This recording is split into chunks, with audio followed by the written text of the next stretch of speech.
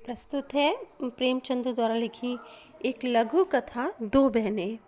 दोनों बहनें 2 साल के बाद एक तीसरे नातेदार के घर मिलीं और खूब रो धोकर खुश हुईं। तो बड़ी बहन रूप कुमारी ने देखा कि छोटी बहन राम दुलारी सिर से पांव तक गहनों से लदी हुई है।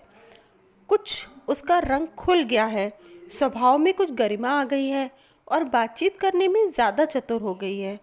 कीमती बनारसी साड़ी और बेलदार उन्नाबी मखमल के जंपर ने उसके रूप को और भी चमका दिया। वही रामदुलारी लड़कपन में सिर के बाल खोले फूहड़ सी इधर उधर खेला करती थी। अंतिम बार रूपकुमारी ने उसे उसके विवाह में देखा था, 2 साल पहले। तब भी उसकी शक्ल सूरत में कुछ ज़्यादा अंतर न हुआ था। लंबी तो हो गई थी, मगर उतनी ही दुबली, उतनी ही फूहड़, उतनी ही मंद बुद्धि, ज़रा ज़रा सी बात पर रूठने वाली। मगर आज तो कुछ हालत ही और थी, जैसे कली खिल गई हो। और यह रूप उसने कहाँ छिपा रखा था? नहीं, आंखों का धोखा हो रहा है। यह रूप नहीं, केवल आंखों को लुभाने की शक्ति है। रेशम और मखमल और सोने के बल पर वह रूपरेखा थोड़ी ही बदल जाएगी, फिर भी आंखों में समाई जाती है। 50 स्त्रियां जमा हैं, मगर यह आकर्षण, यह जादू और किसी में नहीं। कहीं आईना मिलता तो जरा अपनी सूरत भी देखती। घर से चलते समय उसने आईना देखा था। अपने रूप को चमकाने के लिए जितना सान चढ़ा सकती थी उससे कुछ अधिक ही चढ़ाया था, लेकिन अब वह सूरत जैसी स्मृति से मिट गई है। उसकी धुंधली सी परछाई पर हृदय पट पर है। उसे फिर से देखने के लिए वह बेकरार हो रही है। वह अब तुलनात्मक दृष्टि से देखेगी। राम दुलारी में यह आकर्षण कहाँ से आया, इस रहस्य का पता लगाएगी। यूँ उसके पास मेकअप की सामग्रियों के साथ छोटा सा आईना भी है, लेकिन भीड़ भाड़ में वह आईना देखने या बनाव श्रृंगार की आदी नहीं है। ये औरतें दिल में न जाने क्या समझें, मगर यहाँ कोई आईना तो होगा ही। ड्राइंग रूम में ज़रूर होगा। वह उठकर ड्राइंग रूम में गई और कद्दे आदम शीशे में अपनी सूरत देखी। वहाँ इस वक्त कोई और न था। मर्द बाहर सहन में थे, औरतें गाने बजाने में लगी हुई थीं। उसने आलोचनात्मक दृष्टि से एक एक अंगों के एक एक विन्यास को देखा। उसका अंग विन्यास, उसकी मुख छवि निष्कलंक है, मगर वह ताजगी, वह मादकता, वह माधुर्य नहीं है। हाँ, नहीं है। वह अपने आप को धोखे में नहीं डाल सकती। कारण क्या है? यही कि राम दुलारी आज खिली है और उसे खिले हुए ज़माना हो गया। लेकिन इस ख्याल से उसका चित्त शांत नहीं होता। वह राम दुलारी से हेटी बनकर नहीं रह सकती। ये पुरुष भी कितने गाबदी होते हैं, किसी में भी सच्चे सौंदर्य की परख नहीं। इन्हें तो जवानी की चंचलता और हाव भाव चाहिए। आंखें रखकर भी अंधे बनते हैं। भला इन बातों का आपसे क्या संबंध? ये तो उम्र के तमाशे हैं। असली रूप तो वह है जो समय की परवाह ना करे। उसके कपड़ों में राम दुलारी को खड़ा कर दो, फिर देखो यह सारा जादू कहाँ उड़ जाता है, चुड़ैल सी नजर आए। मगर इन अंधों को कौन समझाए? मगर राम दुलारी के घर वाले तो इतने संपन्न न थे। विवाह में जो जोड़े और गहने आए थे वे तो बहुत ही निराशाजनक थे। खुशहाली का कोई दूसरा सामान भी न था। इसके ससुर एक रियासत के मुक्तराम थे और दूल्हा कॉलेज में पढ़ता था। इस 2 साल में कहाँ से यह हुन बरस गया? कौन जाने, गहने कहीं से मांग कर लाई हो। कपड़े भी मांगे हो सकते हैं। कुछ औरतों को अपनी हैसियत बढ़ाकर दिखाने की लत होती है, तो वह स्वांग राम दुलारी को ही मुबारक रहे। मैं जैसी हूँ वैसी अच्छी हूँ। प्रदर्शन का यह रोग कितना बढ़ता जाता है। घर में रोटियों का ठिकाना नहीं है। मर्द 25-30 रुपए का पर कलम घिस रहा है, लेकिन देवी जी घर से निकलेंगी तो इस तरह बन ठन कर मानो कहीं की राजकुमारी हैं। बिसातियों के और दर्जियों के तकाजे सहेंगी, बाजार के सामने हाथ जोड़ेंगी, शौहर की घुड़कियाँ खाएंगी, रोएंगी, रूठेंगी, मगर प्रदर्शन के उन्माद को नहीं रोकती। घर वाले भी सोचते होंगे कितनी छिछोरी तबीयत है इसकी। मगर यहाँ तो देवी जी ने बेहयाई पर कमर बांध ली है। कोई कितना भी हंसे, बेहया की बला दूर। उन्हें तो बस यही धुन सवार है कि जिधर से निकल जाए उधर लोग हृदय पर हाथ रख कर रह जाएं। राम दुलारी ने जरूर किसी के गहने और जेवर मांग लिए, बेशरम जो है। उसके चेहरे पर आत्मसम्मान की लाली दौड़ गई। ना सही उसके पास जेवर और कपड़े, उसे किसी के सामने लज्जित तो नहीं होना पड़ता, किसी से मुंह तो नहीं चुराना पड़ता। 1-1 लाख के तो उसके 2 लड़के हैं। भगवान उन्हें चिरायु करे, वह इसी में खुश है। खुद अच्छा पहन लेने और अच्छा खा लेने से जीवन का उद्देश्य नहीं पूरा हो जाता। उसके घर वाले गरीब हैं पर उनकी इज्जत तो है, किसी का गला तो नहीं दबाते, किसी का शाप तो नहीं लेते। इस तरह अपने मन को ढांढस देकर वह फिर बरामदे में आई तो रामदुलारी ने जैसे उसे दया की आंखों से देखकर कहा, जीजाजी की कुछ तरक्की वरक्की हुई कि नहीं बहन, या अभी वही 75 रुपये पर कलम घिस रहे हैं। रूप कुमारी की देह में आग सी लग गई। ओफो रे दिमाग, मानो इसका पति लाठी तो है। अकड़ कर बोली, तरक्की क्यों नहीं हुई, अब 100 के ग्रेड में है। आजकल यह भी गनीमत है, नहीं अच्छे अच्छे एमए पासों को देखती हूँ कि कोई टके को नहीं पूछता। तेरा शौहर तो अब बीए में होगा। रामदुलारी ने नाक से कोड़कर कहा, उन्होंने तो पढ़ना छोड़ दिया बहन, पढ़कर औकात खराब करना था और क्या। एक कंपनी में एजेंट हो गए हैं, अब 250 रुपये माहवार पाते हैं, कमीशन ऊपर से 5 रुपये रोज़ जेब खर्च के भी मिलते हैं। यह समझ लो कि 500 का औसत पड़ जाता है। 150 माहवार तो उनका निज खर्च है बहन। ऊंचे ओहदे के लिए अच्छी हैसियत भी तो चाहिए। 350 बेदाग घर दे देते हैं, उसमें से 100 रुपये मुझे मिलते हैं। 250 घर का खर्च खुशफैली से चल जाता है।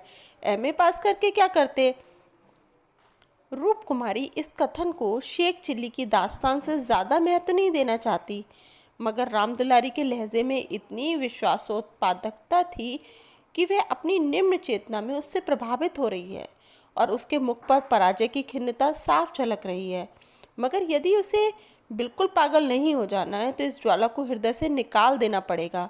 जिरह करके अपने मन को विश्वास दिलाना पड़ेगा कि इसके काव्य में 1/4 से ज़्यादा सत्य नहीं है। 1/4 तक वह सह सकती है, इससे ज़्यादा उससे न सहा जाएगा।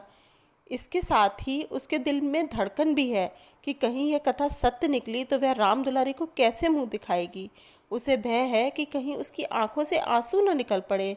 कहाँ 75 और कहाँ 500, इतनी बड़ी रकम आत्मा की हत्या करके भी क्यों न मिले, फिर भी रूप कुमारी के लिए असहन है। आत्मा का मूल्य अधिक से अधिक 100 रुपये हो सकता है, 500 तो किसी हालत में भी नहीं। उसने परिहास के भाव से पूछा, जब एजेंटी में इतना वेतन और भत्ता मिलता है तो ये सारे कॉलेज बंद क्यों नहीं हो जाते। हजारों लड़के क्यों अपनी ज़िंदगी खराब करते हैं। रामदुलारी बहन के खिसियानेपन का अंदाज का आनंद उठाती हुई बोली, बहन तुम यहाँ भूल कर रही हो। एमए तो सभी पास हो सकते हैं, मगर एजेंटी बिरले ही किसी को आती है। यह तो ईश्वर की देन है। कोई ज़िंदगी भर पढ़ता रहे, मगर यह ज़रूरी नहीं कि वह अच्छा एजेंट भी हो जाए। रुपए पैदा करना दूसरी बात है और आलिम फाजिल हो जाना दूसरी बात। अपने माल की श्रेष्ठता का विश्वास पैदा कर देना, यह दिल में जमा देना कि इससे सस्ता और टिकाऊ माल बाजार में नहीं मिल सकता, आसान काम नहीं है। एक से एक घागों से उसका साबका पड़ता है। बड़े बड़े राजाओं और रईसों का मत फेरना पड़ता है, तब जाके कहीं माल बिकता है। मामूली आदमी तो राजाओं और नवाबों के सामने ही ना जा सके, पहुँच ही ना हो, और किसी तरह पहुंच भी जाए तो जबान ना खुले।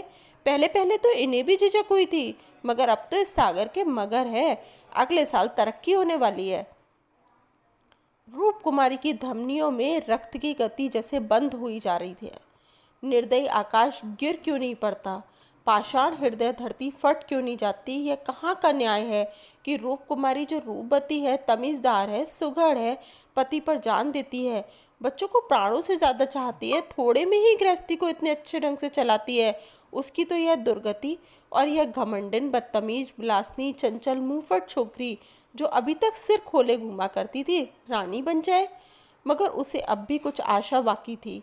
शायद आगे चलकर उसके चित्त की शांति का कोई मार्ग निकल आए। उसी परिहास के स्वर में बोली, तब तो शायद 1000 मिलने लगे। 1000 तो नहीं, पर 600 में संदेह नहीं। कोई आंखों का अंधा मालिक फंस गया होगा। व्यापारी आंखों के अंधे नहीं होते दीदी, उनकी आंखें हमारी तुम्हारी आंखों से कहीं तेज होती हैं।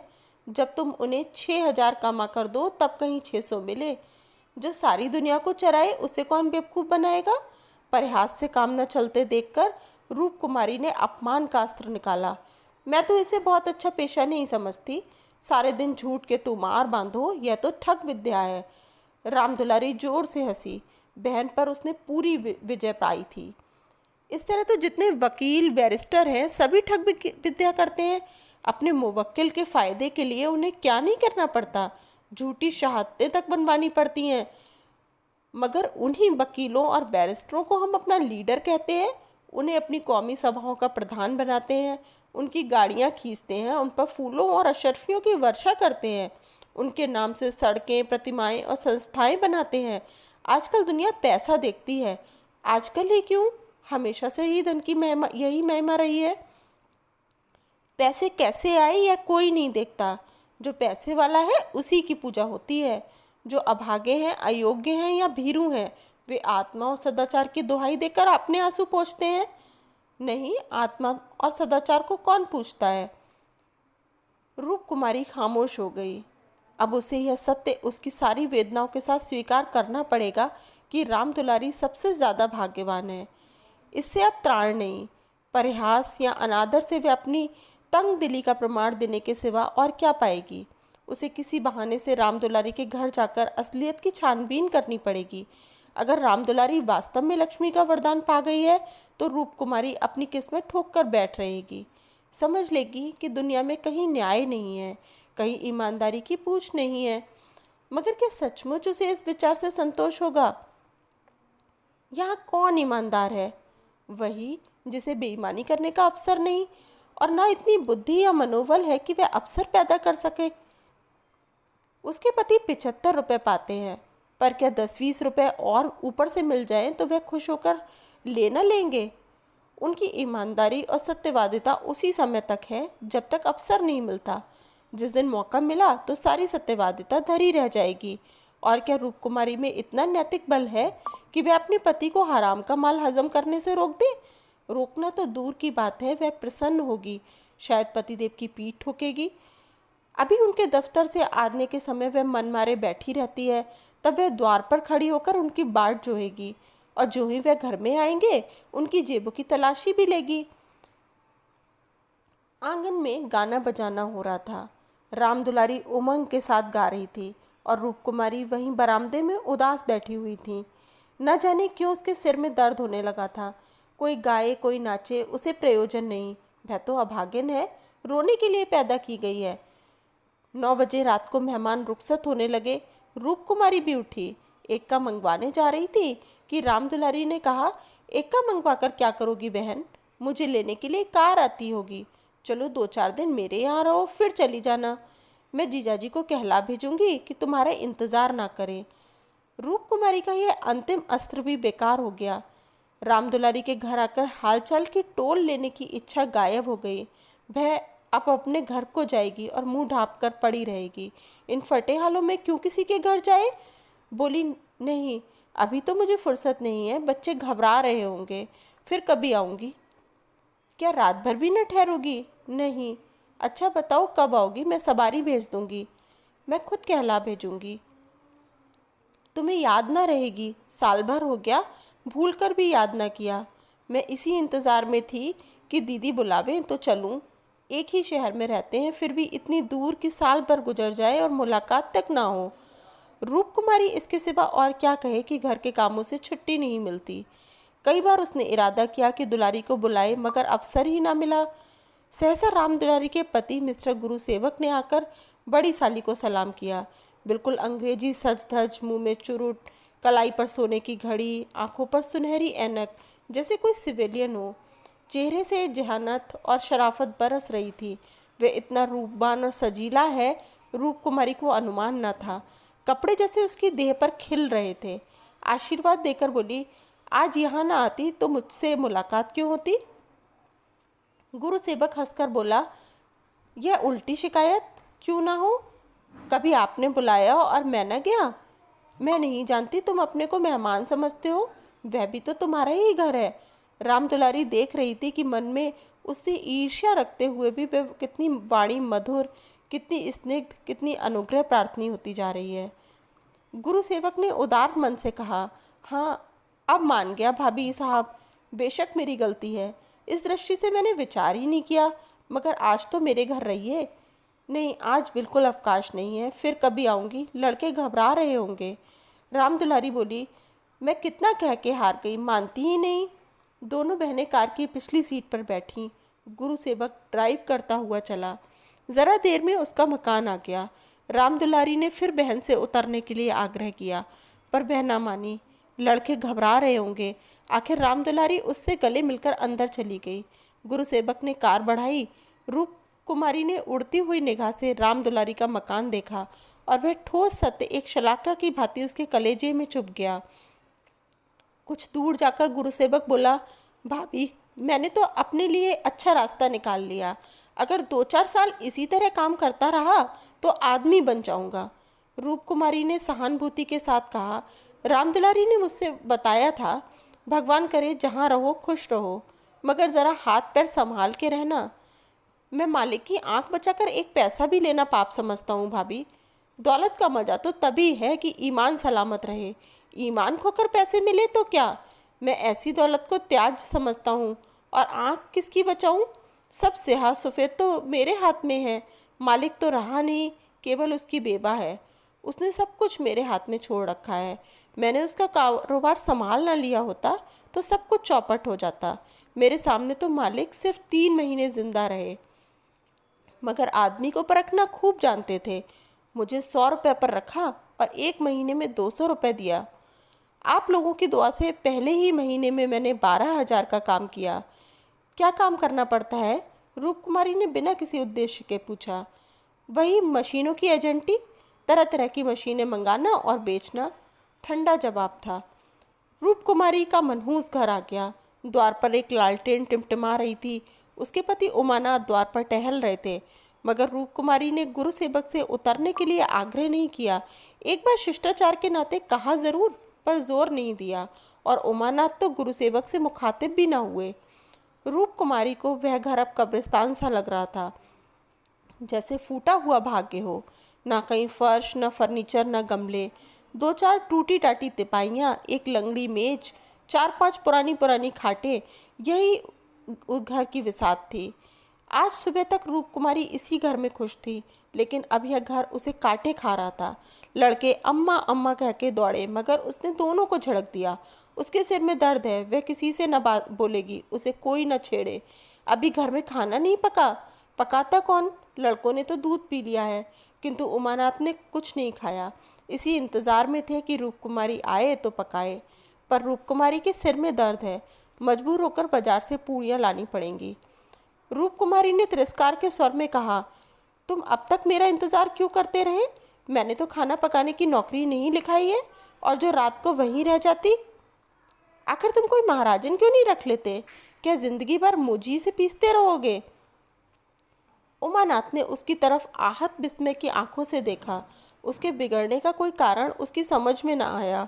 रूप कुमारी ने उन्होंने हमेशा निरापद सहयोग पाया है, निरापद ही नहीं, सहानुभूतिपूर्ण भी। उन्होंने कई बार उससे महाराजन रखने का प्रस्ताव खुद किया था, पर उसने बराबर यही जवाब दिया कि आखिर में बैठे बैठे क्या करूँगी? 4-5 रुपए का खर्च बढ़ाने से क्या फ़ायदा? यह पैसे तो बच्चों के मक्खन में खर्च होते हैं। और आज वह इतनी निर्ममता से उलाहना दे रही है जैसे गुस्से में भरी हो। अपनी सफाई देते हुए बोले, महाराजन रखने के लिए तो मैंने तुमसे कई बार कहा, तो लाकर रख क्यों ना दिया? मैं उसे निकाल देती तो कहते। हाँ, यह गलती हुई। तुमने कभी सच्चे दिल से नहीं कहा।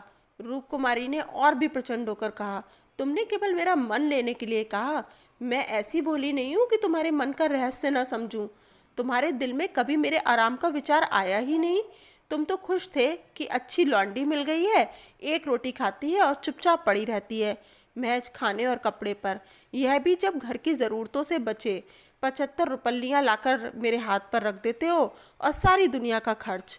मेरा दिल ही जानता है मुझे कितनी कतर ब्योत करनी पड़ती है। क्या पहनूं और क्या ओढ़ूं?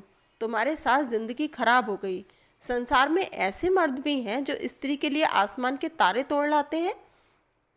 गुरु सेवक को ही देखो, दूर क्यों जाओ?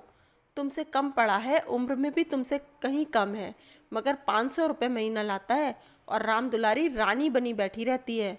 तुम्हारे लिए यही 75 रुपये बहुत हैं, रान मान में ही मगन। तुम नाहक मर्द हुए, तुम्हें तो औरत होना चाहिए था। औरतों के दिल में कैसे कैसे अरमान होते हैं। मगर मैं तो तुम्हारे लिए घर की मुर्गी का बासी साग हूँ। तुम्हें तो कोई तकलीफ होती नहीं। तुम्हें तो कपड़े भी अच्छे चाहिए, खाना भी अच्छा चाहिए, क्योंकि पुरुष हो, बाहर से कमा कर लाते हो। मैं चाहे जैसे रहूं तुम्हारी बला से। बाग बाड़ों का यह सिलसिला कई मिनट तक जारी रहा। उमानाथ चुपचाप सुनते रहे। अपनी जान में उन्होंने रूप कुमारी को शिकायत का कभी मौका नहीं दिया। उनका वेतन कम है, यह सत्य है, पर यह उनके बस की बात तो नहीं। वह दिल लगाकर अपना काम करते हैं, अफसरों को खुश रखने की सदैव चेष्टा करते हैं। इसी साल बड़े बाबू के छोटे सुपुत्र को 6 महीने तक बिना नागा पढ़ाया, इसीलिए तो कि वह प्रसन्न रहे। अब वह और क्या करे। रूप कुमारी की खफगी का रहस्य वह समझ गए। अगर गुरुसेवक वास्तव में 500 रुपये लाता है तो वह बेशक वह भाग्य का बली है, लेकिन दूसरों की ऊंची पेशानी देखकर अपना माथा तो नहीं फोड़ा जाता। किसी संयोग से उसे यह अवसर मिल गया, मगर हर एक को तो ऐसे अवसर नहीं मिलते। वह इसका पता लगाएंगे कि सचमुच उसे 500 मिलते हैं तो क्या इससे रूप कुमारी को यह हक है कि वह उसे ताने दें और उन्हें जलीकटी सुनाए। अगर इसी तरह वह भी रूप कुमारी को ज़्यादा रूपवती और सुशीला रमणी देखकर रूप कुमारी को कोसना शुरू करे तो कैसा हो। रूप कुमारी सुंदरी है, मृदुभाषिणी है, त्यागमयी है, लेकिन उससे बढ़कर सुंदरी, मृदुभाषिणी, त्यागमयी देवियों से दुनिया खाली नहीं है। तो क्या कारण इस वजह से वह रूप कुमारी का अनादर करे। एक समय था जब उसकी नज़रों में रूप कुमारी से ज़्यादा रूपवती रमणी संसार में ना थी, लेकिन वह उन्माद कब का शांत हो गया। भावुकता के संसार से वास्तविक जीवन में आए उन्हें एक युग बीत गया। अब तो विवाहित जीवन का उन्हें काफ़ी अनुभव हो गया है। एक को दूसरे के गुण दोष मालूम हो गए हैं। अब तो संतोष में ही उनका जीवन सुखी रह सकता है। मगर रूप कुमारी समझदार होकर भी इतनी मोटी सी बात नहीं समझती। फिर भी उन्हें रूप कुमारी से सहानुभूति ही हुई। वह उदार प्रकृति के आदमी थे और कल्पनाशील भी। उनकी कटु बातों का कुछ जवाब न दिया, शरबत की तरह पी गए। अपनी बहन के ठाठ देखकर एक क्षण के लिए रूप कुमारी के मन में ऐसे निराशाजनक, अन्यायपूर्ण, दुखद भावों का उठना बिल्कुल स्वाभाविक है। रूप कुमारी कोई सन्यासिनी नहीं, विरागनी नहीं, वह कि हर दिशा में वो एक ही सी रहे, अविचलित रहे। इस तरह अपने मन को समझाकर उमानाथ ने गुरु सेवक के विषय में तहकीकात करने का संकल्प किया। एक सप्ताह तक रूप कुमारी मानसिक अशांति की दशा में रही। बात बात पर झुंझलाती, लड़कों को डांटती, पति को कोसती, अपने नसीब को रोती। घर का काम तो करना ही पड़ता था, लेकिन अब इस काम में उसे आनंद न आता था। बिगाड़ सी टालती थी।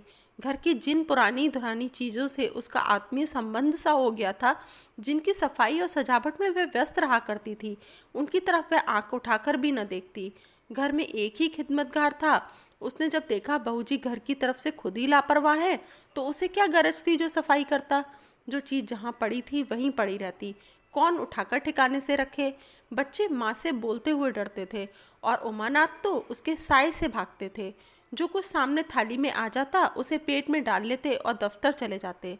दफ्तर से लौटकर दोनों बच्चों को साथ ले लेते और कहीं घूमने निकल जाते। रूप कुमारी से कुछ कहना बारूद में दियासलाई लगाना था। हाँ, उसकी यह तहकीकात जारी थी। एक दिन उमानाथ दफ्तर से लौटे तो उनके साथ गुरुसेवक भी थे।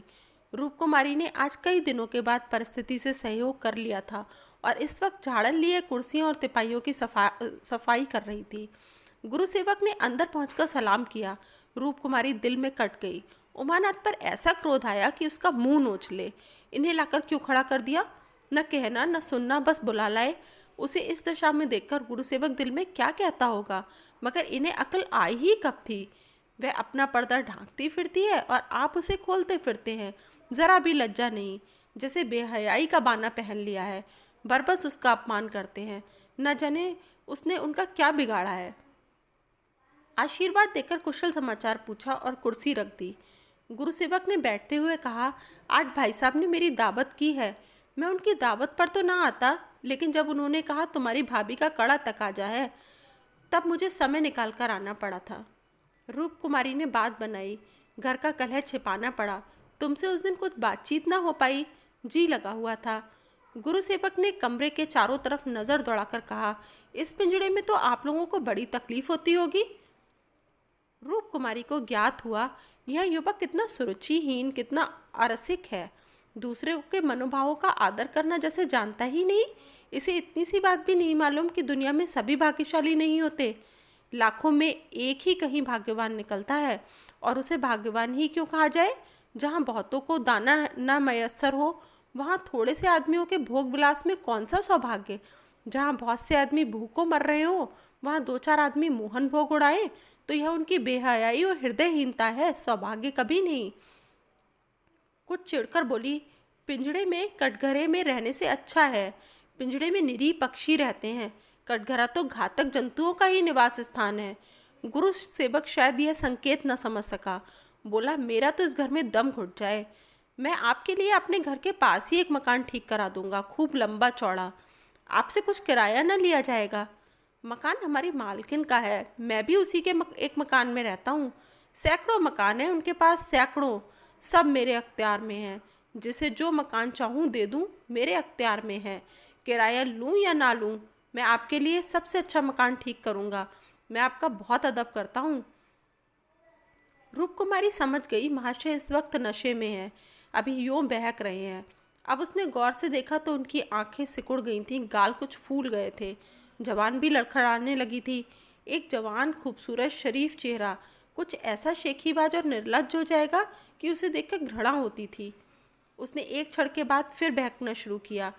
मैं आपका बहुत अदब करता हूँ। जी हाँ, आप मेरी बड़ी भाभी हैं। आपके लिए मेरी जान हाजिर है। आपके लिए एक मकान नहीं, 100 मकान तैयार हैं। मैं मिसेज लोहिया का मुख्तार हूँ, सब कुछ मेरे हाथ में है, सब कुछ। मैं जो कहता हूँ वे आंखें बंद करके मंजूर कर देती हैं। मुझे अपना बेटा समझती हैं। मैं उसकी सारी जायदाद का मालिक हूँ। मिस्टर लोहिया ने मुझे 20 रुपये पर रखा, 20 रुपये पर। वह बड़ा मालदार था, मगर किसी को नहीं मालूम उसकी दौलत कहाँ से आती थी, किसी को नहीं मालूम। मेरे सिवा कोई नहीं जानता। वह खुफिया फरोश था, किसी से कहना नहीं। वह चोरी से कोकीन बेचता था, लाखों की आमदनी थी उसकी। अब वह व्यापार मैं करता हूँ। हर शहर में हमारे खुफिया एजेंट हैं। मिस्टर लोहिया ने मुझे इस फन में उस्ताद बना दिया। जी हाँ, मजाल नहीं है कि मुझे कोई गिरफ्तार कर ले। बड़े बड़े अफसरों से मेरा याराना है। उनके मुंह में नोटों के पुलिंदे ठूस ठूस कर उनकी आवाज़ बंद कर देता हूँ। कोई चू नहीं कर सकता। दिन दहाड़े बेचता हूँ, हिसाब में लिखता हूँ 1000 रिश्वत दी, देता हूँ 500, बाकी यारों का है। बेदरेक रुपए आते हैं और बेदरेक खर्च करता हूँ। बुढ़िया को तो राम नाम से मतलब है। 70 चूहे खा के अब हज करने चली है। कोई मेरा हाथ पकड़ने वाला नहीं, कोई बोलने वाला नहीं। जेब से नोटों का एक बंडल निकाल कर, यह आपके चरणों की भेंट है। मुझे दुआ दीजिए कि इसी शान से ज़िंदगी कट जाए। जो आत्मा और सदाचार के उपासक हैं, उन्हें कुबेर लाते मारता है। लक्ष्मी उनको पकड़ती है जो उसके लिए अपना दीन और ईमान सबको छोड़ने को तैयार हैं। मुझे बुरा ना कहिए, मैं कौन सा मालदार हूँ। जितने धनी हैं वे सबके सब लुटेरे हैं, पक्के लुटेरे डाकू। कल मेरे पास रुपए हो जाएं और मैं एक धर्मशाला बनवा दूँ, फिर देखिए मेरी कितनी वाह वाह होती है। कौन पूछता है मुझे दौलत कहाँ से मिली। जिस महात्मा को कहिए बुलाकर उससे प्रशंसा करवा लूँ। मिस्टर लोहिया को महात्माओं ने धर्मभूषण की उपाधि दी थी, इन स्वार्थी पेट के बंदरों ने। उस बुढ़े को जिसका सब बड़ा कुकर्मी संसार में ना होगा। यहाँ तो लूट है। एक वकील आध घंटा बहस करके 500 मार लेता है। एक डॉक्टर जरा सा नश्तर लगाकर 1000 सीधे कर लेता है। एक जुआरी स्पेकुलेशन में एक एक दिन में लाखों का 12 न्यारा करता है। अगर उनकी आमदनी जायज़ है तो मेरी आमदनी भी जायज़ है। जी हाँ, जायज़ है। मेरे निगाह में बड़े से बड़े मालदार की भी कोई इज्जत नहीं। मैं जानता हूँ कि वह कितना बड़ा हथकंडेबाज है। यहाँ तो आदमी आंखों में धूल झोंक सके वही सफल है। गरीबों को लूटकर मालदार हो जाना समाज की पुरानी परिपाटी है। मैं भी वही करता हूँ जो दूसरे करते हैं। जीवन का उद्देश्य है ऐसा करना। खूब लूटूंगा, खूब ऐश करूँगा और बुढ़ापे में खैरात करूँगा और एक दिन लीडर बन जाऊँगा। कहिए गिना दूँ? यहाँ कितने लोग जुआ खेल खालकर करोड़पति हो गए और कितने औरतों का बाजार लगाकर करोड़पति हो गए। सहसा उमानाथ ने आकर कहा, मिस्टर गुरसेवक क्या कर रहे हो? चलो चाय पी लो, ठंडी हो रही है। गुरसेवक ऐसा हड़बड़ा उठा मानो अपने सचेत रहने का प्रमाण देना चाहता हो, मगर पाँव लड़खड़ाए और ज़मीन पर गिर पड़ा। फिर संभल कर उठा और झूमता झूमता ठोकरे खाता बाहर चला गया। रूप कुमारी ने आज़ादी की सांस ली। यहाँ बैठे बैठे उसे हौल दिल सा हो रहा था। कमरे की हवा जैसे कुछ भारी हो गई थी। जो प्रेरणाएं कई दिन से अच्छे अच्छे मनोहर रूप भरकर उसके मन में आ रही थीं, आज उसे उसका असली बीभत्स घिनौना रूप नजर आया। जिस त्याग, सादगी और साधुता के वातावरण में अब तक उसकी ज़िंदगी गुजर रही थी, इसमें इस तरह के दांव पेच, छल कपट और पतित स्वार्थ का घुसना बिल्कुल ऐसा ही था जैसे किसी बाग के में सांडों का एक झुंड घुस आए। वह इन दामों की वह दुनिया की सारी दौलत और सारा ऐश खरीदने को भी तैयार ना हो सकती थी। नहीं, अब रामदुलारी के भाग्य से अपने भाग्य का बदला न करेगी। वह अपने हाल में खुश है। रामदुलारी पर उसे दया आई, जो भोग विलास की धुन और अमीर कहलाने के मोह में अपनी आत्मा का सर्वनाश कर रही है। मगर वह बेचारी भी क्या करे, और गुरुसेवक का भी क्या दोष है। जिस समाज में दौलत पुजती है, जहाँ मनुष्य का मोल उसके बैंक अकाउंट और टीम टाम से आंका जाता है, जहाँ पग पग पर प्रलोभनों का जाल बिछा हुआ है और समाज की कुव्यवस्था आदमी में ईर्ष्या, द्वेष, अपहरण और नीचता के भावों को उकसाती और उभारती रहती है, गुरु सेवक और रामदुलारी उस जाल में फंस जाएं, उस प्रवाह में बह जाएं तो कोई अचरज नहीं। उसी वक्त उमानाथ ने आकर कहा, गुरु सेवक यहाँ बैठा बैठा क्या बहक रहा था? मैंने तो उसे विदा कर दिया। जी डरता है कहीं पुलिस उसके पीछे न लगी हो, नहीं तो मैं भी गेहूं के साथ घुन की तरह पिस जाऊं। रामकुमारी ने क्षमा प्रार्थी नेत्रों से उन्हें देखकर जवाब दिया। वही अपनी खुफिया फरोशी की डींग मार रहा था। मुझे भी मिसेज लोहिया के से मिलने को कह गया। जी नहीं, आप अपनी क्लर्की ही कीजिए, इसी में हमारा कल्याण है। मगर क्लर्की में वह ऐश कहाँ? क्यों ना साल भर की छुट्टी लेकर ज़रा उस दुनिया की भी सैर करूं? मुझे अब उस ऐश का मोह नहीं रहा। दिल से कहती हो? सच्चे दिल से। उमानाथ 1 मिनट तक चुप रहने के बाद फिर बोले, मैं आकर तुमसे यह वृत्तांत कहता तो तुम्हें विश्वास आता या नहीं? सच कहना। कभी नहीं। मैं तो कल्पना भी नहीं कर सकती कि अपने स्वार्थ के लिए कोई आदमी दुनिया को विष खिला सकता है। मुझे सारा हाल पुलिस के सब इंस्पेक्टर से मालूम हो गया था। मैंने उसे खूब शराब पिला दी थी कि नशे में बहकेगा और ज़रूर सब कुछ उगल देगा। ललचता तो तुम्हारा जी भी था।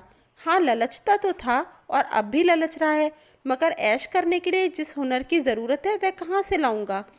ईश्वर ना करे वह हुनर तुम में आए। मुझे तो उस बेचारे पर तरस आती है।